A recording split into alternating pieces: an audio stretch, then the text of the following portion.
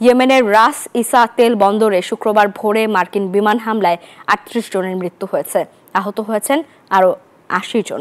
এদিকে গাজায় ইসরায়েলি আগ্রাসনে ২৪ ঘণ্টায় প্রাণহানি হয়েছে আরও ৩২ ফিলিস্তিনির।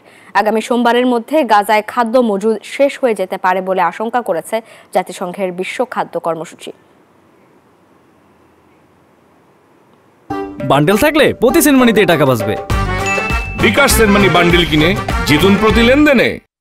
রাস ইসা তেল বন্দরে বিমান হামলা চালায় মার্কিন বাহিনী, বহু মানুষের প্রাণহানি ঘটে, হতাহত হন শতাধিক।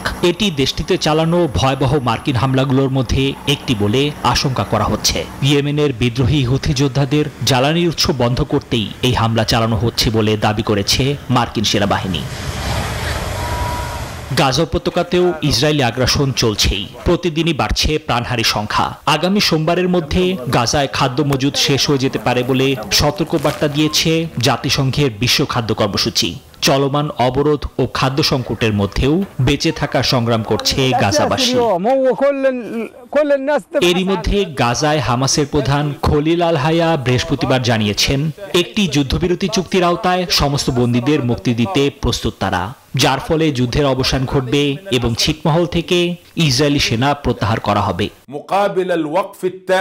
তবে ইসরায়েলি অর্থমন্ত্রী বেজালেল স্মোট্রিচ বলেছেন, পূর্ণ বিজয় অর্জন না করা পর্যন্ত যুদ্ধ থামাবে না ইসরায়েল। স্বেচ্ছায় গাজা ত্যাগ এবং অন্য দেশে পুনর্বাসনের আহ্বান জানিয়েছেন তিনি। নিবির আমিন, নিউজ 24।